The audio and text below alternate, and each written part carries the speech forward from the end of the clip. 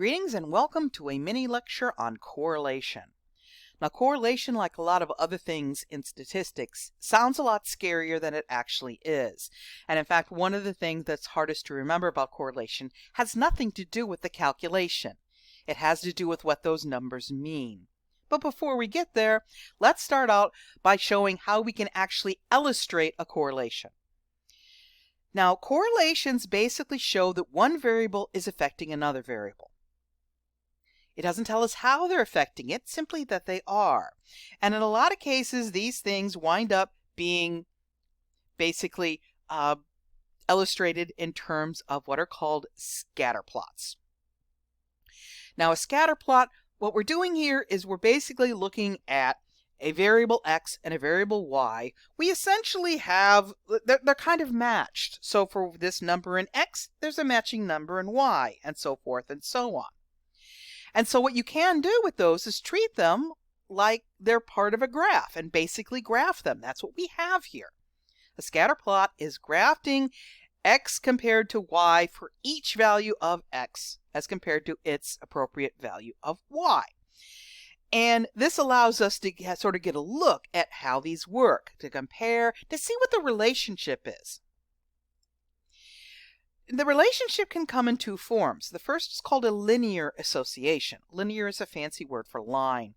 And it's best noticed right here in this one. This one up here is a strong positive linear association. Hopefully you can see the cursor. At any rate, it's the one on the top left. Strong positive linear. Notice that it's a line. Okay, it's pretty much a line, and notice it goes from smaller to larger. It goes this way, it goes up.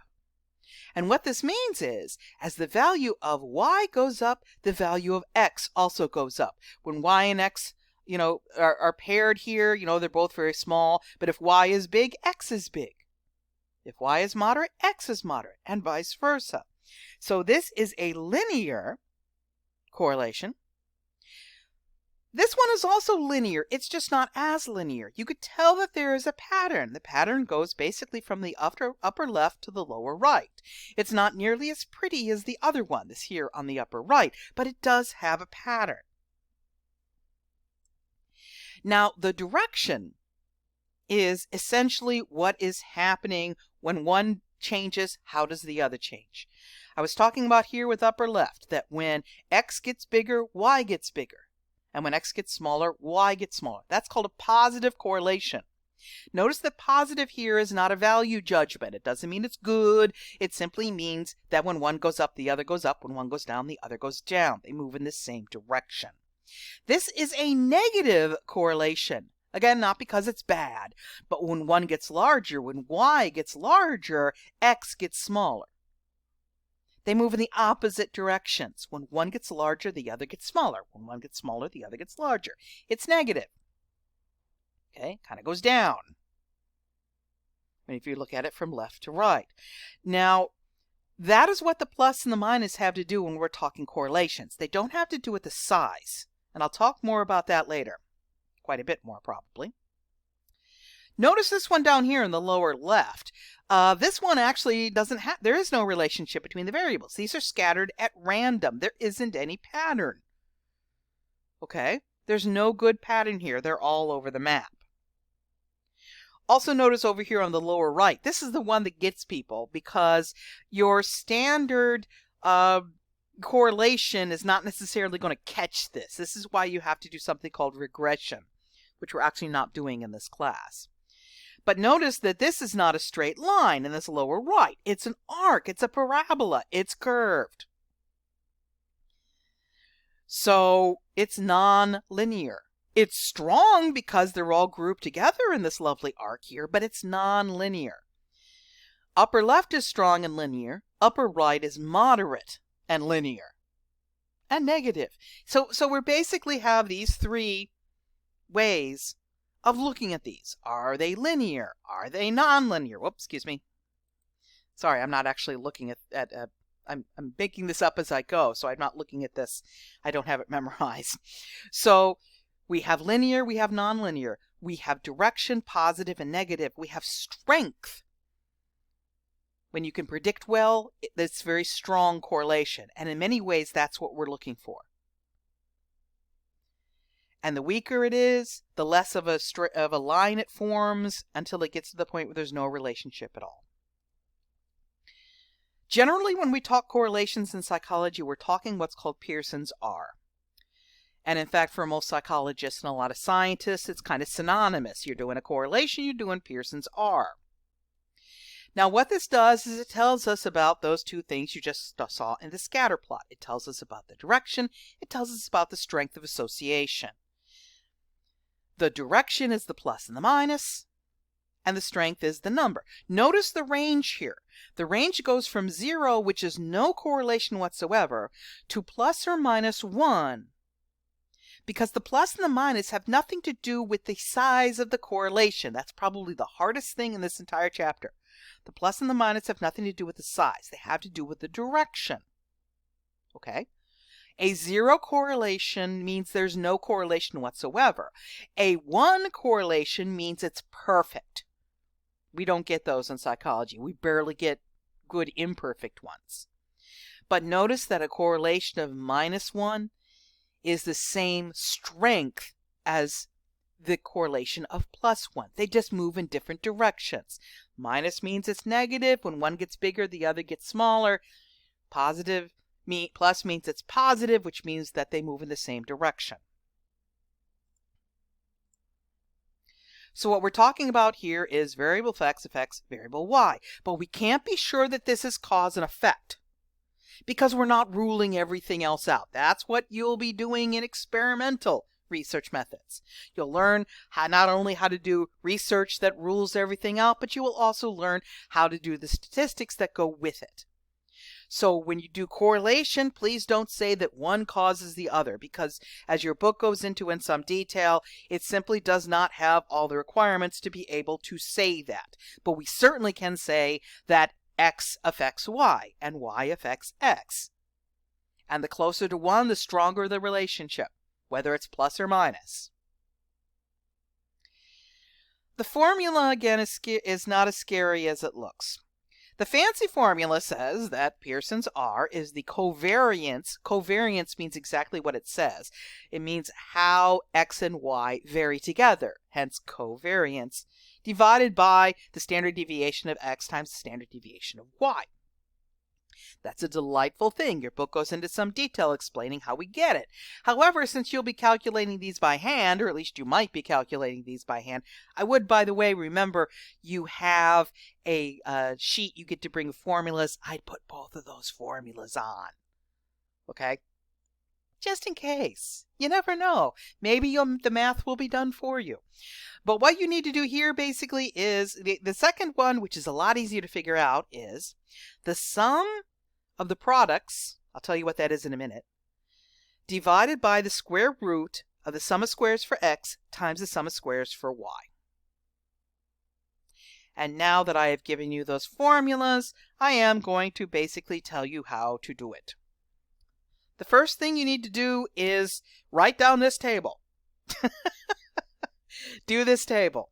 And I'm going to explain what all of these are and why you need to do them.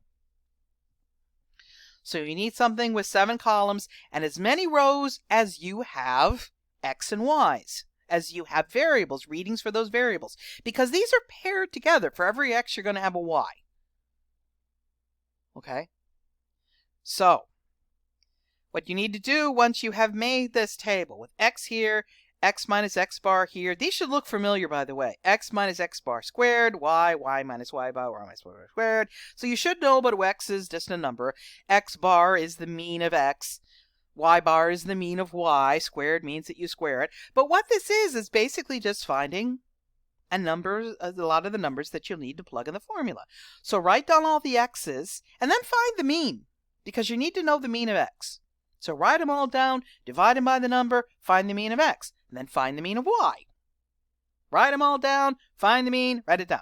Because in this column right here, the second from the left, you're going to have every score minus the mean. Put what the answer is there. So the first score, subtract the mean, put the answer in. Second score, subtract the mean, put the answer in the second column. Third score, subtract the mean, put the answer in the second column, etc. Once you have x minus the mean of x, then you're going to square it and put it in the third column for each of these. You have the second x minus the mean, and square that, put it in the third column. The third x minus the mean, you're going to square that, put it in this column, and so forth. And then you're going to do the same thing for y. Put all the y's here, find the mean. For each score, subtract the mean from it, put it in this, I guess the third from the right, or the fifth column, or before you want to talk about it, although fifth column is not necessarily a good thing. And then do it for all of y's, and then square that score there in the fifth from the left or the third from the right, and put it in the second from the right. And square all of these, okay? So here for the second one, square the difference, and so forth and so forth. Now this seventh column here is a little different, this column on the right edge, because what you're going to do is you're going to take the score for each of these, from x minus x bar, and multiply it by y minus y bar, by the score here. And put the number here in this last column, all the way down for all the scores. And then add them up. You've already added up the x's and the y's. You don't really need to add up the x minus the x bars. But you do need to add up the x minus x bar squared, because what's that? That's the sum of squares for x. You do need to add up the y minus the y bar squared, because that's the sum of squares for y. And you do need to add up the x minus the mean of x times y minus the mean of y, because that's your sum of products. And this should be sounding familiar, because you plug them into the formula. Now that you have those three numbers, you plug them in, and there's your correlational coefficient.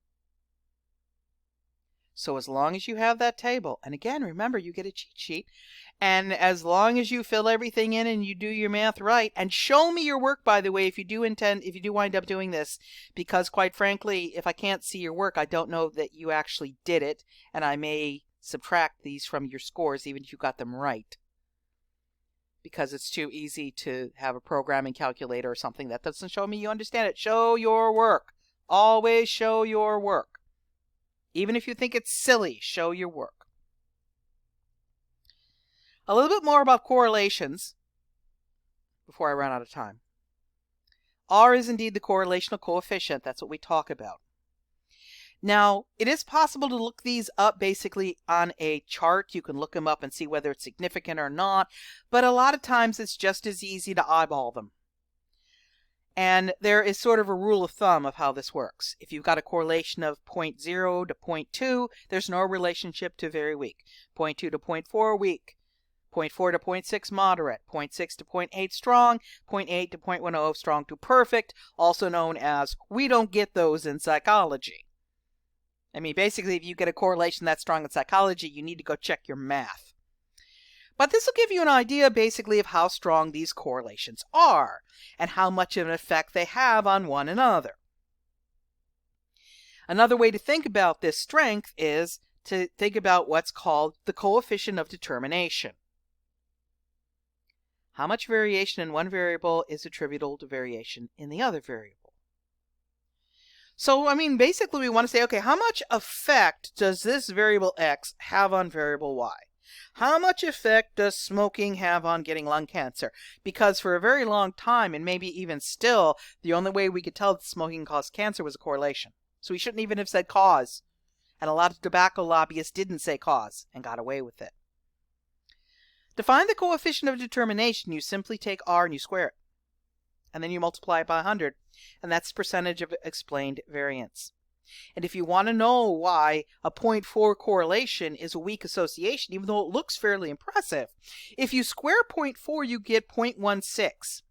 If you multiply 0.16 by 100, you get 16. 16%. Only 16% in the variance of that variable is explained by the other variable. That's not very much.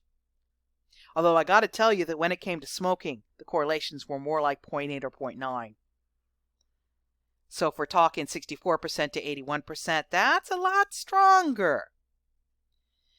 So I'm basically running out of time, but here is how you can figure out correlations and figure out quickly how strong they are.